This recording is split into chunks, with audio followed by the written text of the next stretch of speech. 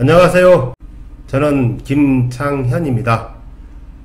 요양보호사 핵심 요약 정리 노트 책을 출간했습니다.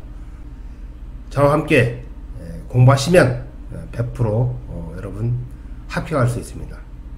지금부터 여러분과 함께 하나하나 풀어가 보도록 하겠습니다. 그리고 아울러서 구독 꼭 눌러주시고 좋아요도 눌러주시면 더더욱 감사드리겠습니다. 6080 법칙을 활용하라. 요양보호사 시험의 합격 점수는 필기, 실기 시험 60% 이상입니다. 그리고 29회까지 필기, 실기 포함해서 2320문제가 출제가 됐습니다. 앞으로 나올 시험 문제도 2320문제의 범위를 벗어날 수가 없습니다. 그래서 역대 기출문제에 나왔던 지문, 문장 하나하나를 보면서 기출의 논점과 출제 경향을 파악하시면 여러분이 모두가 다 100% 합격할 수 있습니다.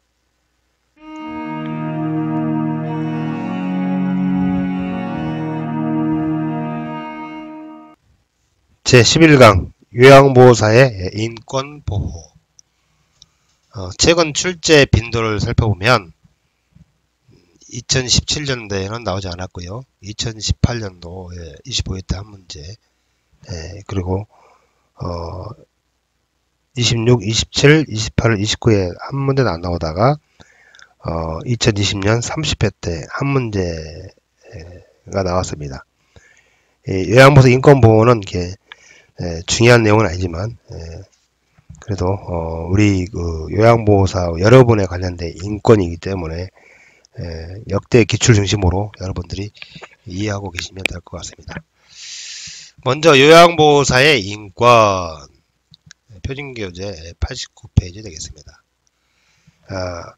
요양보호사 역시 인간이죠. 사람입니다. 그래서 요양보호사 역시 사람으로서 인간으로서의 존엄과 자유인과 시민으로서의 자유권을 존중받아야 합니다. 아울러서 직업인으로서 전문 직업인으로서의 노동권을 보장받을 권리를 갖습니다. 요양보호사의 기본적인 인권 항목은 평등권, 노동 관련 권리, 자유권이 있겠습니다. 우선 평등권을 보면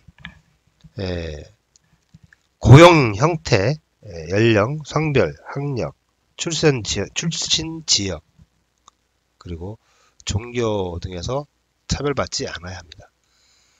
노동 관련 권리, 휴식 및 여가를 누릴 권리, 노동시간의 함정인 제한, 의견과 의사표현의 자유를 늘릴 권리, 동등한 노동에 대한 보수, 공정하고 유리한 노동 조건을 확보받을 권리 등이 보장되어야 합니다. 자유권, 의견과 표현의 자유를 누릴 권리, 사상, 양심, 종교의 자유를 누릴 권리, 자유 및 신체의 안전에 대한 권리 등의 보장이 필요하다. 지방자치단체는 요양보호사의 처우 개선 및 지위 향상에 관한 조례를 제정하고 업무와 관련하여 폭언, 폭력, 성희롱, 성폭력으로부터 보호받을 수 있도록 조치를 취하고 있습니다. 또 아울러서 지방자치단체는 장기 요양 요원 지원센터를 설립하고 장기 요양에 대한 요양 요원에 대한 사회적인 인식 제고 및 권리의 향상, 육체적, 정신적 스트레스를 예방하고 해소하기 위한 건강 증진, 직무 향상 교육, 장기 요양 요원의 취업, 창업, 상담 지원 및 대체 인력 지원, 그 밖에 복지 향상에 힘쓰고 있습니다.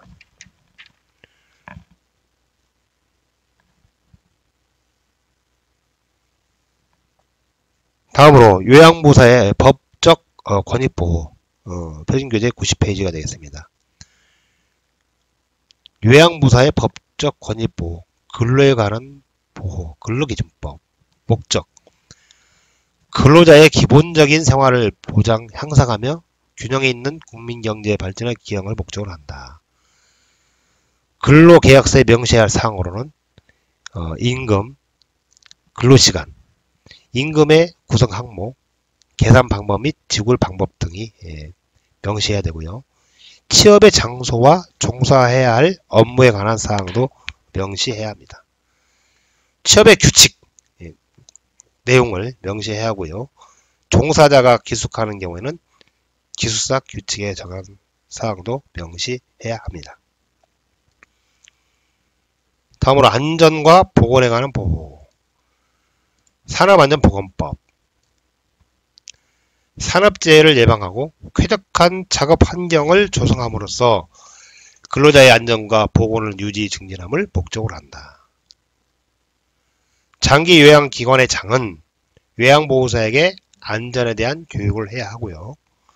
장기 요양기관의 장은 요양보호사의 안전, 보건상의 이유로 작업을 중지했을 때 처벌을 할 수 없습니다. 또한 요양보호사의 건강 문제를 예방하기에 노력해야 합니다. 산업안전보건법이에요. 산업안전보건법입니다. 다음으로는 산업재해보상법. 근로자의 업무상 재해를 신속하고 공정하게 보상하고 재해 근로자의 복지 증진을 위해서 제정됐죠. 요양보호사도 업무상 부상이나 질병, 상해가 발생하면 이에 따른 보상을 해야 합니다. 다음은 산재 근로자 보호의 주요 내용을 볼까요? 이 시험 문제에 주로 많이 나왔습니다. 그때. 이 부분은 이제 중요하니까 여러분 잘 이해를 하셔야 됩니다. 먼저 사업장 부도 폐업하여 없어진 경우에는 사업장이 부도하거나 폐업하여 없어진 경우에도 재요양, 휴업급여, 장애급여 지급에는 지장을 받지 않는다.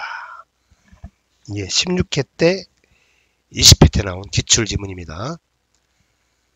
다음으로 산재를 당했다는 이유로 해고할 수 없어요. 이것도 20회 때 나온 지문이에요. 조세 및 기타 공과금 부과가 면제되어 세금을 떼지 않습니다.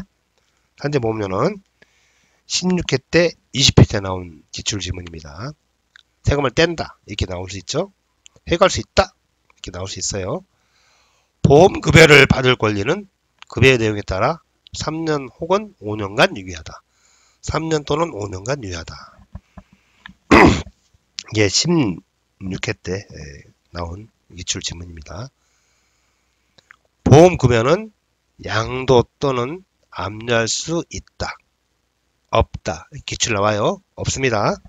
16회 20회 때 나왔던 기출지문입니다. 자, 있다 없다. 이죠. 또 3년 5년간 유예하다. 세금을 뗀다. 떼지 않는다. 압류할 수 있다 없다. 이게 기출 논점입니다. 지장을 받지 않는다. 지장을 받는다. 해고할 수 있다 없다. 이게 기출 논점이 돼요. 산재 근로자 보호의 주요 내용 꼭 여러분이 헷갈리지 않도록 정리해 주십시오. 성희롱부터 보호. 돌봄 서비스 현장 내 성희롱 많이 발생하고 있죠.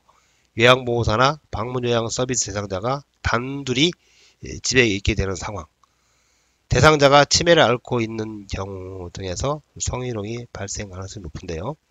성희롱의 구분 및 행위, 언어적 행위, 음란한 농담, 음탕하고 상스러운 이야기, 20회 때 나온 질문이에요. 외모에 대한 성적인 비유나 평가, 14회 때 나온 질문입니다.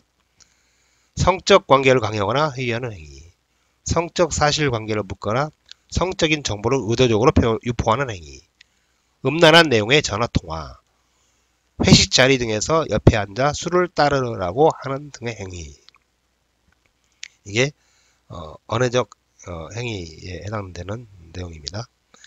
육체적 행위, 입맞춤, 포옹 등에서 뒤에서 껴안기 등의 신체 접촉, 가슴, 엉덩이 등 특정 신체 부위를 만지는 행위.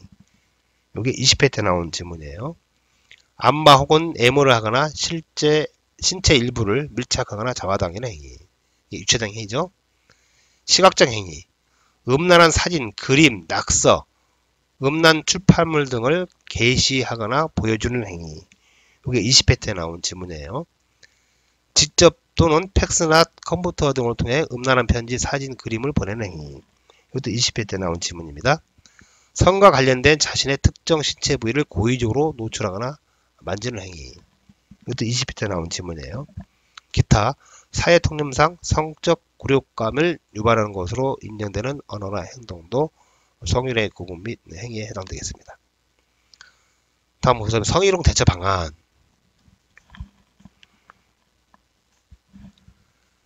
장기 요양 기관장의 대처. 장기 요양 기관장의 대처입니다. 요양보호사들에게 성희롱 예방 교육을 몇 년에 한 번? 1년에 한 번 이상 해야 한다. 이거 기억해 주세요. 1년에 1번 이상. 자, 다음. 성희롱 피해가 있을 때 업무 배치 등의 불이익한 조치를 해서는 안 된다. 직원들 사이에 성희롱이 발생하였을 경우에는 행위자를 징계해야 한다. 성희롱 처리 지침을 문서화하여 기관 내에 두어야 한다. 성희롱 시 가해자가 받을 수 있는 불이익과 향후 대처 계획을 설명한다. 대상자 가족에게 사정을 말하고 시정해 줄 것을 요구한다. 시정 요구에도 상습적으로 개설할 경우 녹취하거나 일지를 작성해 둔다. 중요한 지문이에요. 장기 요양 기관 대처 중에서 1년에 1번 이상 성희롱 예방 교육을 요양보호사에게 해야 한다. 가족이나 대상자 가족의 시정을 요구해도 상습적으로 해석할 경우 녹취하거나 일지를 작성해 둔다. 다음은 요양보호사의 대처. 감정적인 대응을 삼가하고 단호히 거부 의사를 표현한다. 단호히 거부 의사 표현한다. 이게 많이 나온 지침 문장입니다. 기출 논점이에요. 단호히 거부 의사를 표현한다. 볼까요? 10회 적어보세요. 10회, 11회, 15회, 17회, 24회, 25회 이렇게 많이 이 지문이 문제에 나왔습니다. 단호히 거부 의사를 표현한다. 예를 들어서 제가 방문 중 요양보호사가 청소를 하고 있는데 대상자가 뒤에서 깨어날 경우 그만하라고 단호하게 말한다. 모든 피해 사실에 대하여 기관의 담당자에게 보고하여 기관에서 적절한 조치를 취하게 하는 게 요양보호사의 대처 방안입니다. 또 성희롱 사례를 볼까요? 교재 95페이지네요. 사례 1은 눕히면서 다리를 만지니 안마를 해달라고 한다. 허리가 불편한 남자 노인의 다리를 뻗게 하는데 기왕 만진 김에 다리를 주무르고 안마를 해달라고 하며 이상한 눈초리로 바라보았다. 심한 성적 불쾌감을 느꼈다. 이 성희롱 사례입니다. 두 번째 사례. 성기와 성행위를 묘사하는 말을 함. 요양시설의 입소에 있는 한 남자 노인이 심심하고 갑갑하다며 여자 노인의 방 앞에서 서성인다. 그 방에 다른 여자 노인이나 다른 남자 노인들과 시비가 붙으면 옆에서 말리는 요양보호사에게 성기와 성행위를 묘사하는 심한 말을 해서 여성으로서의 수치심이 느껴진다. 사례 3. 몸을 지탱하기 위해 신체 여러 부위를 무차별적으로 잡음. 남자 노인이 일어나거나 옆으로 돌아 누우면서 몸을 지탱하기 위해 허리나 손, 심지어 머리카락까지 무차별적으로 잡는다. 이게 성희롱 사례에 대한 세 번째 사례입니다. 자, 이제 기출, 역대 기출 문제 오답 바로잡기. 산업재보험금. 사업장이 부도 폐업한 경우 보상금을 지급할 수 없다? 지급받는다예요. 지급받아요. 치료비는 사업주가 지불한다? 치료비는 산업재해 보험금으로 지불합니다. 산업재해를 당하면 해고 사유가 된다? 해고할 수가 없습니다. 없다. 보험금에는 소득세를 떼고 준다? 세금을 떼지 않는다겠죠? 세금을 떼지 않는다. 지급된 보험금은 세금을 공제한다? 공제하지 않는다. 보험금에는 양도 압류할 수 있다? 양도 압류할 수 없습니다. 잘 기억해 주십시오. 다시 이 문제 나오면 틀리지 않도록 잘 기억해 주십시오. 핵심 족집기 문제. 다음에 해당하는 성희롱 행위는, 자, 맞춰볼까요? 주관식으로 한번 만들어 봤는데요. 가슴, 엉덩이 등 신체 부위를 만지는 행위. 무슨 행위죠? 뭐 시각적 행위입니까? 육체적 행위입니까? 언어적 행위입니까? 자, 이건 가슴, 엉덩이의 신체 부위죠. 신체 부위니까 이거는 육체적 행위에 해당되겠습니다. 음란한 사진, 그림, 낙서를 보여주는 행위. 특정 신체 부위를 고의적으로 노출하는 행위. 음란한 편지를 보내는 행위는 무슨 행위일까요? 육체적 행위입니까? 시각적 행위입니까? 언어적 행위입니까? 뭐 보여주는 거잖아요. 보여주기 때문에 이거는 시각적 행위에 해당되겠습니다. 음란한 농담, 음탕하고 상스러운 이야기예요. 말로 하는 거죠. 이야기라는 행위. 이게 뭡니까? 육체적, 시각적, 언어적 행위에 해당됩니다. 잘 개념을 기억해 주십시오. 참, 제가 방문 중 예양보호사가 청소를 하고 있는데 대상자가 뒤에서 끼안을 경우 대체 방법으로 옳은 것은 1. 그만하라고 단호하게 말한다. 서비스를 중단하고 조용히 나간다. 소리를 지르며 화를 낸다. 장난으로 받아들이고 넘긴다. 경찰서에 신고한다. 다음 뭐죠? 그만하라고 단호히 말한다. 가 정답이 되겠습니다. 자, 11강은 여기서 마치도록 하겠습니다. 이어서 12강에서 여러분을 찾아보도록 하겠습니다. 수험생 여러분, 화이팅!